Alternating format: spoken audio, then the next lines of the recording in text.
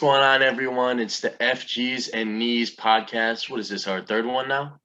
Our second one. Second one. All right, restart it. What's going on, everyone? It's the FGs and Knees podcast number 2, coming at you with a little UFC 262 preview. We're just going to be going over the main event and the co-main event just to keep it simple. Then we'll go more in depth in our next episode on the post-fight results. So first, what I wanted to talk about, Tony Ferguson versus... El Cuco. What did you just call him? That's his name, El Cuco. El Cucuy, the boogeyman. El Cucuy. He's El Cuco. No, Right, I haven't heard his name in a while, so I'm reading off of the UFC site right now. It says El Cucu. El Cucuy, Ryan. El Cucuy, Cucuy. boogeyman. They call him the boogeyman because he doesn't go down. He doesn't. Beneil Dariush, who quite possibly has the best last name I've ever heard in the history of the world. Dariush. Wow, that's a bold statement. Dariush. No, but this is the co-main event. Obviously, it was supposed to be Leon Edwards against Nate Diaz. That didn't happen. Nate Diaz had to pull out. He's fighting on 263 Adesanya's card versus Vettori, which I'm really looking forward to. But Dariush, no joke. I mean, I think this could be a fun fight. So I just want to give some stats before we get into what we think is going to happen. Tony Ferguson is 26-4. He's 5'11", 155. This is the featherweight.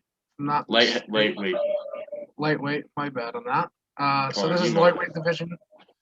So 5'11". He has a reach of 76.5 and leg reach is 40.5. And then of course Beneil Dariush. He has a 24-1 fight record. He is 5'10", 72 inches of reach, and 40.5 leg reach. So Ferguson does have the reach advantage here. What are you looking for here in Dariush? So my thing isn't that Dariush is bad. It's that Tony Ferguson is going to get better, and I'll tell you why. This doesn't usually happen with age. For the first time in his career, he switched fight camps. Usually this is bad for fighters where, you don't leave what got you there. All the great boxers, you see it happen to them. They get in their head and someone says, hey, I could show you something better. They go there. All the great fighters do it a lot of them. And it doesn't usually pan out. Usually that's the decline. That's where, okay, maybe I didn't win as convincingly this time. So they go change and then they just slowly decline. Tony Ferguson, his last 14 fights or so, he was on a 13-fight win streak, hadn't lost in 6 years until he went against the monster in Justin Gaethje, right? What he was known for is his ground game. His jiu-jitsu was fucking next level, absolutely fantastic. But on top of that, he could kill you from the bottom with elbows and stuff, but he was also very unpredictable on the feet. You didn't know what he was going to do. And he used a very Muay Thai, like very open stance. So what this does, you can't like move your head a lot. So he would take a lot of hits. He wouldn't go down though because he's Tony Ferguson, but he would take a lot of hits. The difference that he made in this fight that people don't know about and no one's talking about, I think he's going to go after the title after this. He moved to Freddie Roach's gym, who is one of the best boxing coaches in the entire world. So now he's going to be bobbing and weaving and still be able to throw, he's going to do more boxing and stuff. This is going to be completely revitalized Tony Ferguson. Yeah, I mean, he already throws 5.5, or he lands 5.5 punches per minute. And like you said about his defense, like that he takes a lot, he averages about 3.5 hits per minute. So yeah, he takes a lot. With him becoming a boxer, already with a high intake of punches thrown, do you see this number even going blazing up? Because I think 5.5 is pretty high. I mean, Dariush over here is at 3.8 or a 3.9. Well, that's Ferguson. Ferguson puts you down, man. Ferguson comes at you with everything he has. That's always been his a very unconventional fighting style too. I've had the pleasure of watching Ferguson his last couple fights, and it is very fun watching him. I mean, it's not like any other fighter. He's so different. He's always been my favorite ever since I've been watching UFC. He's always been. There's just something about El Kukui. You know, I think that he's gonna put down Darush. I really believe that. Now it is a three round fight, which is different Yes. because for him, he's been in main event fights and title fights for the last 6, 3 7 years years. or something. Yeah, last 3-4 years at the least. So this guy is always in main events, training for 5-round fights. Now it's a very, very it's not talked about, I should say, the difference between the 3-round and the 5-round fights, how you preserve your energy, what your output is. Because, right, Tony Ferguson loses the first round of pretty much every one of his fights. That's what he does. He loses the first round, but he's always feeling out, and then he comes out and he fucking gets you. That's what he does. But with a 3-round fight, if you let up the first round, you better hope you win the next 2. And especially in a 3-round fight against Darush. Put him down. Especially in a 3-round fight against Darush, I don't think you want to give him a round. I think the feel-out process is definitely going to go from 1 round to, I would say, 3 minutes of the first round. Something like that. That's what I would say, yes. But also, we could see a Ferguson that's just starts starching people because his head movement's going to be different. He's going to be boxing more, rather than where he was, right, when you kick, you want to stay on a line. So you don't move your head because you want to throw your kicks, right? You're not really, right, with boxing, you're more open. You can dodge. But because he was so good with the kicking, that was his bread and butter on the feet. Yeah. He couldn't move his head, so he had to take those shots. But, all right, I'm going to take a couple, but I'm also going to hit you with a kick. So the trade-off, he found, in his head, it was worth the trade-off, basically. But what we're going to see now, I think Ferguson is going to make a run at the title. I think so. I mean, I'm excited to see that. He still has to go through Darush. I think Darush is no slack. I mean, I'm looking here and it says that he submits 40% of his opponents. But what do you think of Ferguson's chances of getting submitted? No chance. He's never been submitted. We watched Oliveira break his arm and he didn't tap. He's not going to tap. No, it's not happening. Tony Ferguson he's not of this earth. He's literally built different. Like when people say, "Oh, I'm built," no, Tony Ferguson is built different. He's just a different breed. It's like the dude's arm was literally broken and he didn't even tap, didn't even grimace, didn't even make a face. Yeah, Tony, he's a tough guy. He has lost his last 2 fights, so there is that going for him. Maybe he is trying to get back to the win column. Yeah. So we don't know what we see, but let's get our final predictions here. I think we all know your prediction. I think Tony Ferguson wins convincingly with a KO victory in the second round. I'm going to go out on a limb here. I'm going to say Tony Ferguson TKO first round. Oh. I think he makes a statement. Yeah. So it's very I'm excited possible to see Ferguson fight. I'm really excited for this fight, and I can't wait. Yeah, but for sure. We do have the main events of the night for the vacant lightweight belts. Charles Oliveira going up against Michael Chandler. This is going to be a fun bout. Just some stats to throw out before we go into it. Charles Oliveira, he is 29-8-1 no decision for his record. No contest. He's 5'10". Say it again? No contest. No contest. Sorry, that's what I meant. Same thing, basically.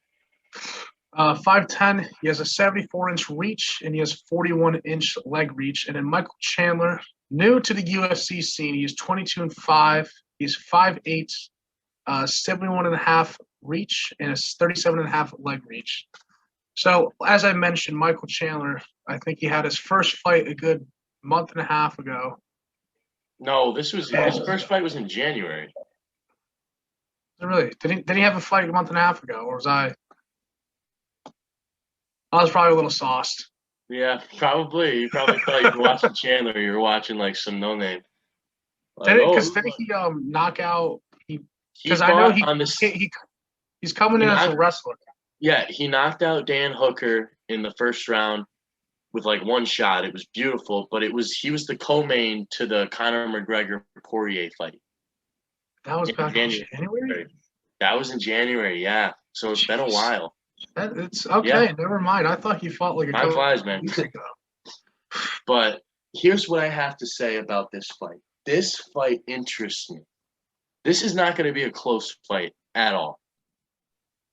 Either Oliveira is going to dominate Chandler or Chandler's going to dominate Oliveira.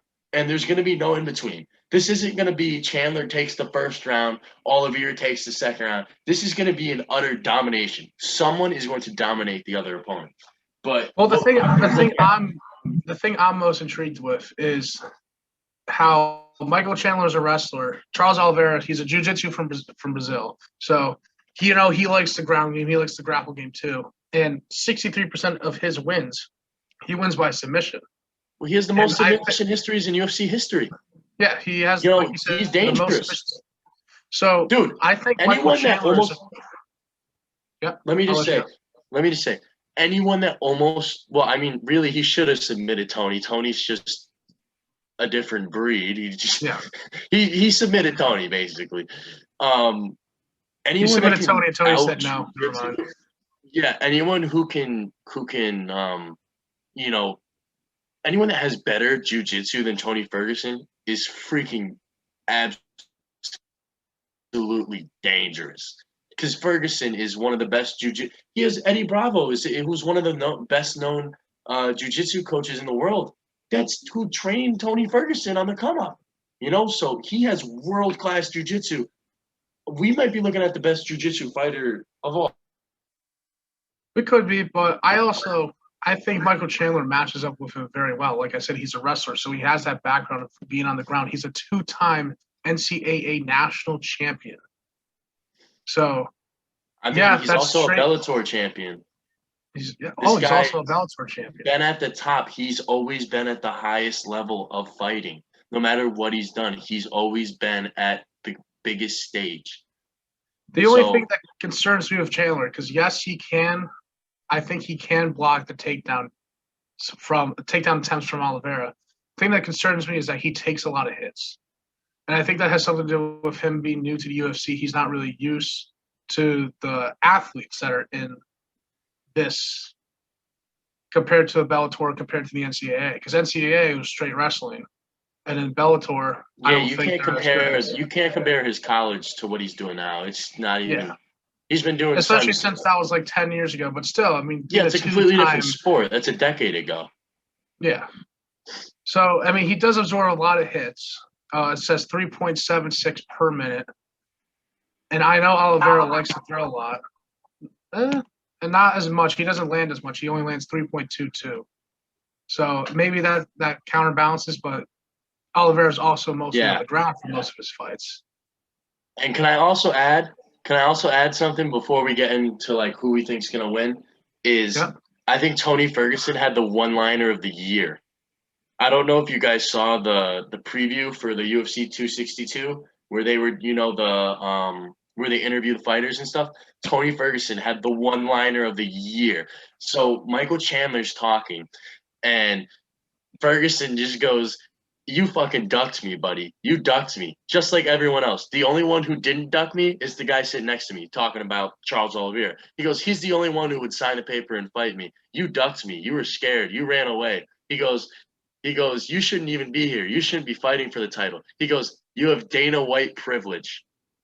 One-liner of the year. You have Dana White privilege. Tell me that's not one of the most clever things you've ever heard. I mean, that's pretty. You have Dana White. That's pretty funny. I do have to admit that's pretty funny, dude. I will admit. I think Chandler is probably got thrown into this championship fight a little too early in his UFC career. Yeah, a little premature. He should not have been. But the thing is, it was supposed to be Oliveira against Poirier, but Poirier decided to go fight McGregor instead. Go get your money. You work your whole life to get. Red panty night is still a thing. When you fight McGregor, the checkbook gets bigger. Your life changes. It's McGregor, yeah. And we'll talk about that fight later on in the year because obviously that's coming up in July, early Right. July. So that's going to be a very fun one. Actually, is that June? That is July 10th. July 10th. Is there one in June or is that no? June 12th is the Adesanya versus Vettori. We have Nate Diaz against Leon Edwards, and we also have Moreno against Figueiredo again, the two flyweight champions. Not the two flyweight champions. The flyweight champion, and it went to a decision. I think it was fight of the year last year. I'm very hyped for that, but of course we'll talk about that. And I think it's time to give our predictions. Alex, I'll let you go first.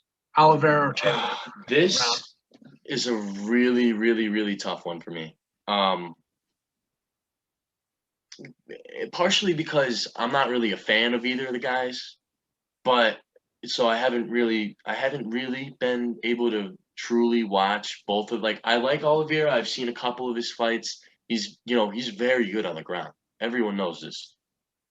I just don't know if he can get Chandler on the ground. If he gets Chandler on the ground, I think he's going to win. But the thing is, Chandler is the type of guy who if he can set the pace, you're not going to beat him. If he keeps pressing forward and he keeps moving forward and he keeps dictating how the fight's going to go, Chandler will win. But if Oliveira can, he can't move side to side. He has to make sure Chandler isn't walking him down the whole fight. But I just don't see that happening. I think Chandler's going to be walking him down the whole fight. I don't see a way where Oliveira can really veer him from doing that. So I have to pick Chandler because of that. And if you want to get specific, I'm going to go a third round TKO. Okay. I would have similar. I think Oliveira, I think he has the experience advantage. He obviously had a longer career than Chandler. Well, in the UFC, this is in the UFC. Yes. Yeah, Michael Chandler's been. Don't get mistaken. He's fought for the last 12 years or so in mixed martial arts. Yes, the UFC is a different breed. I think we saw that in Jacksonville, April 24th, and we're going to see it again. I mean, these are the top athletes at this level. So yeah, and Chandler getting thrown in makes me not want to pick him. But at the same time, I don't think Oliveira can get Chandler on the ground. And even if he gets him on the ground, I think Chandler can counter him very well. And the only way I see Oliveira winning is if Chandler just gets gassed. And I don't know Chandler's fight history, but Chandler doesn't gas. Chandler has a very, very good gas tank. Yeah, I would assume he has I don't think he would get gassed. But again, he's never fought championship rounds. I know Oliveira, he has had main card fights. This isn't true, Ryan. He's fought in championship rounds when he was with other organizations, just not in the UFC particularly. I think it's going to be a longer fight. I think this does go championship rounds. I think these guys will play conservatively. Chandler will push the pace a little bit. But Oliveira, I think he has a good chin on him, so he's going to be able to take a couple hits from Chandler. And I think eventually, in the fifth round, Chandler will get a little gassed, and Oliveira will submit him in the fifth round. In the fifth round? So we're talking Anderson Silva, Chael Sonnen in fifth round submission. Now, would you say that Chandler is going to be beating him the whole fight? I would say Chandler. Yeah, I would say Chandler would beat him round 1, 3, and 4. I think they split round 1 and 2. You think? And I think. Yeah, because I feel like Chandler, round 4, he'll try and go to the ground, and Oliveira's still being good on the ground. I think he'll get a couple takedown attempts, but that's not really going to do anything. But then round 5, Chandler, after pushing the pace for most of the fight, he's going to be a little gassed. Oliveira gets him on the ground. He can work him better on the ground. And I see Oliveira submission. Like you said, if Oliveira does win, I don't think it's going to be KO. I think he's going to submit him. Like you said, Oliveira was not scared of Ferguson. Chandler was. And I think the experience of fighting these guys in the UFC helps Oliveira get that championship belt. Listen, anyone who can beat Tony Ferguson, anyone who steps in the cage with Ferguson, but anyone who can beat Tony Ferguson in a fight, That's the real They're deal. dogs. So, but And as much as I like Michael Chandler, I really like Michael Chandler. I like his style. I think Oliveira matches up very well. I think they match up perfectly for each other. This is going to be a fantastic fight. I can't wait to watch this. Yeah, I think it's going to be a dominating performance. You think that it's going to be a very different fight than I do. I see it staying on the feet, and I see Chandler just walking him down the whole fight. You see it where it's going to be a little more mixed, some on the ground, some up top, and Oliveira persevering in the 5th round. We'll see how these age. We're doing another podcast post analysis review. So the day after UFC. So this is being recorded the day before UFC 262. So we'll come back right after with a main card post fight. With my heart's going to be broken if Ferguson loses. I'm just going to put that out there. My heart will be broken if Ferguson loses again. Alex won't be able to record. That might be it. That might be it. If he loses, that might be the end of Ferguson, as we know it. I give Ferguson a 15% chance of losing. 15? So you're really confident. But Ryan, Darush is really good. Yeah, but Ferguson's pissed off. So yeah, Ferguson, and he just changed. Listen, and I didn't quite get into this enough. I just want to say, Ferguson, we could be seeing a revitalized Ferguson that could go on a championship run. He could legit. Here's how I see it going down. I see. This is big picture now. This is gonna get pretty crazy. Okay. I see McGregor beating Poirier in their 3rd fight. I see McGregor beating Poirier. He goes straight up to beat Michael to go fight Michael Chandler. Well, they're gonna put him in a championship fight right away. They will. They'll put McGregor in a McGregor then this is crazy. Then beats Michael Chandler in the next fight for the championship. Michael Chandler matches up with Tony Ferguson. Tony beats Chandler. Tony fights McGregor for the belt in January. Boom. Ferguson beats McGregor. UFC champion, baby. This is going to be so May 14th, 2021. Alex predicts a Ferguson McGregor title fight. I think January would be too soon. Maybe we'll say March of next year. Do you think that's fair to say? Ferguson McGregor title fight next year. Next year. This is gonna age very poorly, I bet. But hey, if that happens, because I guarantee what happens. I bet Ferguson loses. I bet McGregor loses to Poirier, and then yeah. Hey, but if we get a Ferguson McGregor title fight, that would freaking be amazing. That would be I would have lived. I could die, and I'd say I got to watch Ferguson and McGregor fight. Yeah, I would be all right. If I died the next day, hey. I think with that, we're going to lead you guys off here. So thank you for another episode of the FGs and Knees podcast. We'll be coming back with you sometime later this week. We will upload the post-fight reactions to the whole UFC 262 main card. Until then, I don't have an outro. Bang. Outro.